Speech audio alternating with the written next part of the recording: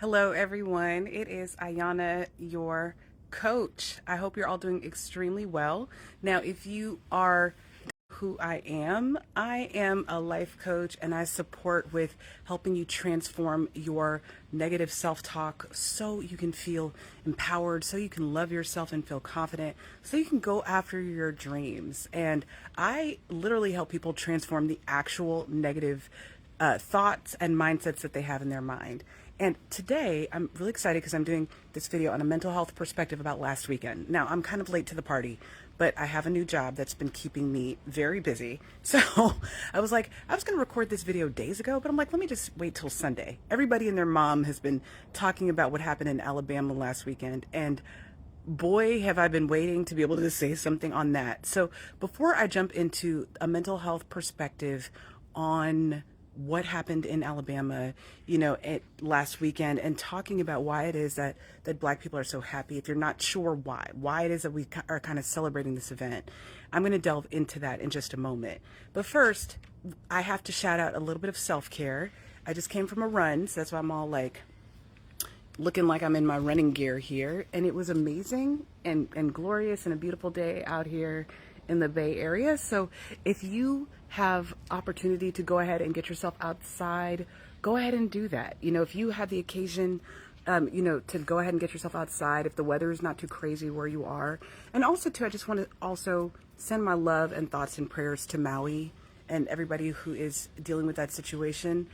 My husband and I have been to Maui several times. We really love the area, and just send you all the love and support. And if you guys can find an organization where you can send donations, please put all of that information in the comments, because I think that we need to step up and support as much as possible when these things are happening. People need our help and support. So reputable organizations that you trust, please put them in the comments or message me, and I will also promote them as well. All right, so with that said, now let's dive in to talk about August 5th, a little bit of a lighter subject. So what happened in Alabama, for those of you who may have been under a rock and may have missed it, what happened was, there was a dock over, I forgot the name, was it in Birmingham? No, it wasn't in Birmingham, it was in, okay, forgive me, the other city in Alabama, and people in the comments are going to correct me. But there was this dock where you have private boats docking their boats, and also, I guess, like commercial boats docking their boats. And there was a dock worker, or I guess he was a worker from the river boat company. River boats, I guess, are like these touristy things that take people out on the water for a fun experience and then bring them back like 2 hours later. And what ended up happening is that this one private boat, this boat full of a white family in there, was refusing to move where they had docked their boat, and from where they were docked, despite the fact that they weren't supposed to be there. So I guess they were told multiple times that they were not supposed to be there. That's where the fun boat was supposed to be parking, after their party. So I guess I think that reports are saying that the river boat, the fun boat that had been waiting, they'd been waiting for like 45 minutes for the other boat to move, but they were refusing. The family that was in the boat, the private boat, was refusing to move. And then, they got into an altercation with one of the river boat workers who tried to make them move.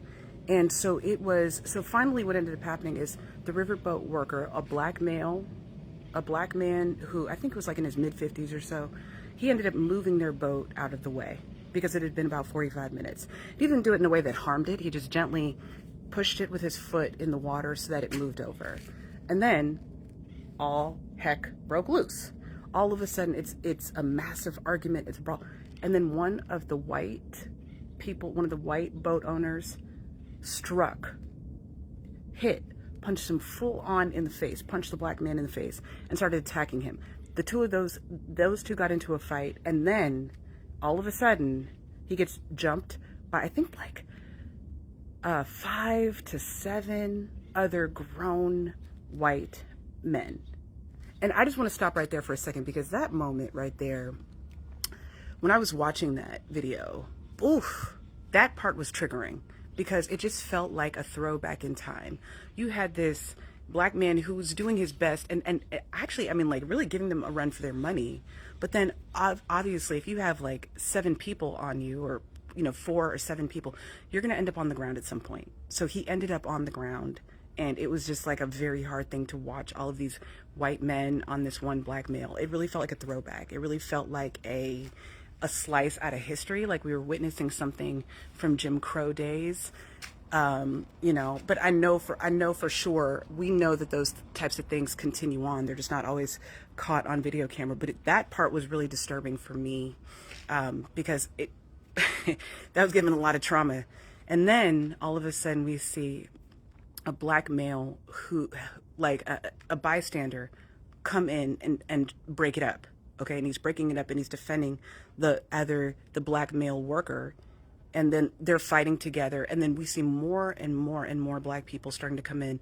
And as the riverboat finally docks, it ends up being like 40 plus people on the 8 white people, and it turns into a whole brawl. I mean, it was just one of the most amazing and crazy things I've ever seen in my whole life. And the reason why we need to talk about the mental health perspective on this is because there's been mixed reactions to this. Now, if you look at the black response to this, now I think what I've been seeing from the black community and from my family, from myself, the reactions have been different from what I've been seeing a lot of non-black reactions being. Some people understanding how it is that black people might feel in this moment, but if you're wondering why it is that a lot of black reactions have been joy and pride and humor, then you need to understand the history of this. The history in our country, especially towards black and brown people, has been one of oppression and one of violence. When I said that the scene of watching that black male on the ground was very triggering for me, it's because that happens all the time.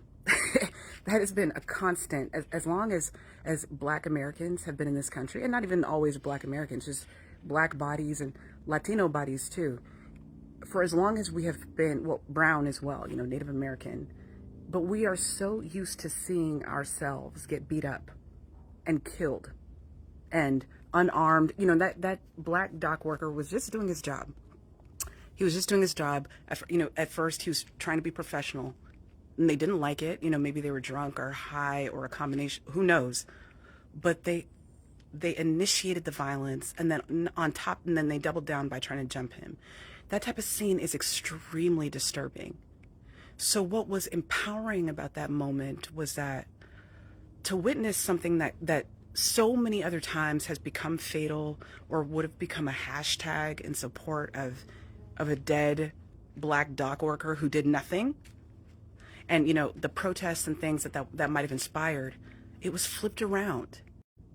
There was this moment where communities stepped in, and where they said, support and sisterhood. There was a recognition of like, no, this is not right.